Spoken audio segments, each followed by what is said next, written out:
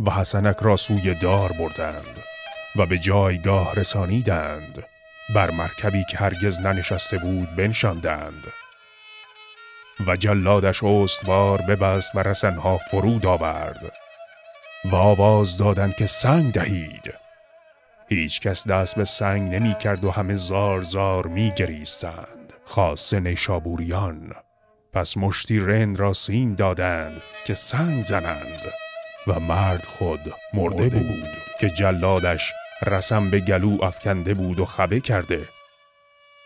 چون از این فارغ شدند بوسهل و قوم از پای دار بازگشتند و حسنک تنها ماند، چنان که تنها آمده بود از شکم مادر.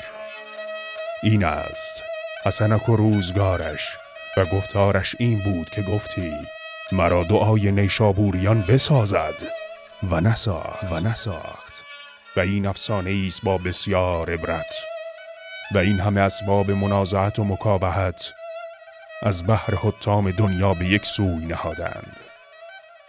احمق مردا که دل در این جهان بندد که نعمتی بدهد و زشت باز ستاند.